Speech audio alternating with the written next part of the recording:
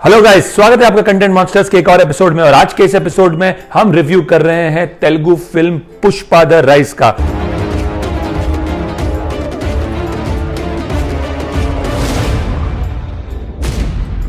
पुष्पा जो हाल ही में सिनेमाघरों में रिलीज हुई थी और रिसेंटली रिलीज हुई है Amazon प्राइम वीडियो पर।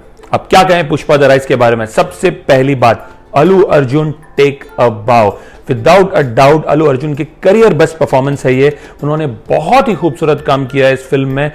उन्होंने जो बॉडी लैंग्वेज पकड़ी है पुष्पराजू की, वो एकदम परफेक्ट है। चाहे वो चित्तूर का तेलुगु एक्सेंट हो या उनका चाल ढाल हो या उनका कॉस्ट्यूम हो, हर लिहाज से, या उनकी वो बियर्ड हो, हर लिहाज से Allu Arjun lives the role of Pushparaju. Without a doubt इस फिल्म के सबसे बड़े एसेट हैं। और एक सबसे अच्छी बात क्या है उनके इस किरदार के बारे में कि वो एक बोनाफाइड सुपरस्टार है तेलुगु सिनेमा के, और उसके बावजूद उन्होंने बहुत ही कड़ी प्रेपरेशन की है इस रोल के लिए, जो साफ साफ नजर आ रही है उनके परफॉर्मेंस में। पुष्पा अंटे फ्लावर अनुకుంటివా फायर। सुकुमार ने इस फिल्म को डायरेक्ट किया है और रंगस्थलम के बाद ये उनकी अगली फिल्म है। सुकुमार बहुत ही बेहतरीन डायरेक्टर है और वो क्यों इतने अच्छे डायरेक्टर माने जाते हैं वो इस फिल्म से साफ समझ में आता है। अब कहानी क्या है पुष्पा की? पुष्पा की कहानी यह है कि अल्लू अर्जुन जो कि पुष्पराजू का किरदार प्ले कर रहे हैं, वो एक कुली है। आंध्रा के जंगलों में सैंडलवुड स्मगलिंग करने वालों के लिए काम करते हैं। कुली की तरह वो सैंडलवुड उठाते हैं, पहुंचाते हैं एक जगह से दूसरी जगह।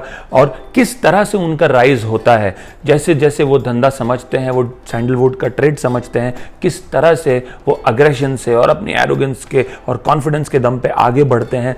किस तरह से एक समय आता है जब वो अपने ही बॉसेस के साथ पार्टनर बन जाते हैं और उनकी छलांग मारने की यही प्रथा चालू रहती है पूरे फिल्म के दौरान।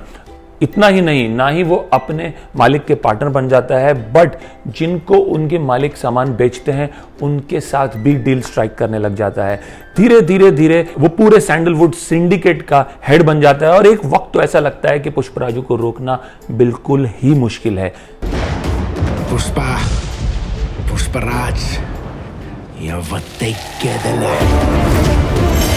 लेकिन उसी वक्त एंट्री होती है भंवर सिंह शेखावत की, पार्टी लेदा पुष्पा, जिसका रोल किया है फाफा ने। हाँ, फहद फासिल जो कि मलयालम सुपरस्टार है। इस फिल्म में उनका बहुत छोटा रोल है, लेकिन एक सही मौके पर वो एंट्री करते हैं और बहुत क्लियरली पुष्पा का पार्ट 2 जो होगा उसका मेन क्रक्स होगा इन दोनों किरदारों का क्लैश।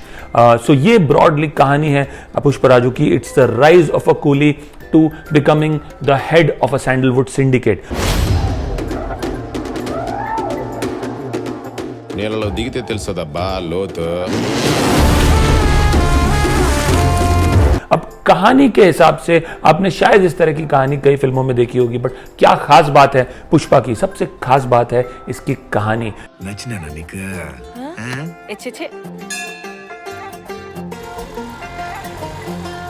एक बहुत ही इमोशनल कॉर्ड है जो पूरी फिल्म में चलता है। पुष्पराजू एक इलेजिटिमेट चाइल्ड है और उसके जो स्टेप ब्रदर्स हैं उसके लीनिएज को एक्सेप्ट नहीं करते और कहीं ना कहीं उसे वो रिस्पेक्ट नहीं मिलता या उसकी माँ को वो रिस्पेक्ट नहीं मिलता जिसकी वो हकदार है। और यही फीलिंग जो है पुष्पराजू को पुष्पराजू बनाती है, उसको एरोगेंट, वायलेंट, एक तरीके से केयरलेस किस्म का इंसान बनाती है। And that is actually how Pushpa becomes Pushparaju the head of the betting syndicate. ఈ లోకం మీకు తుపాకీ ఇచ్చిందే,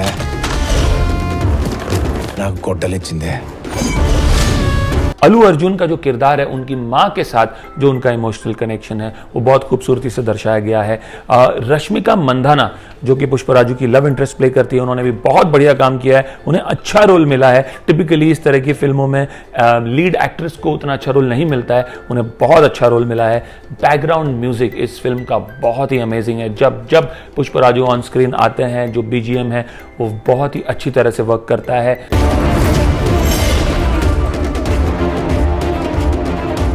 म्यूजिक इस फिल्म का बहुत अच्छा है। इस फिल्म के गाने, चाहे वो सामे हो या चाहे वो समंथा का आइटम नंबर हो, दोनों ही बहुत हिट हुए हैं। सिनेमेटोग्राफी इस फिल्म की बहुत बढ़िया है। Technically like I said, this film is very very sound. जिस तरह से ये फिल्म एग्जीक्यूट की गई है, the setting of the jungles of Andhra, the dialect, जो रहन सहन है सारे कैरेक्टर्स का, बहुत ही परफेक्ट है इस फिल्म में। बहुत अच्छी डिटेलिंग है फिल्म में, एक लार्जर देन लाइफ कैनवस है फिल्म का, and which is why this film works. Pushpa जैसी फिल्में बताती हैं कि किस तरह से एक अच्छी हार्डकोर कमर्शियल मसाला फिल्म बन सकती है और उसमें भी अच्छे परफॉर्मेंसेस एक्टर दे सकते हैं without it being completely brain dead और सेंसलेस। ಓಡಿ ಯುದ್ಧ ಮಾಡಿದೆ.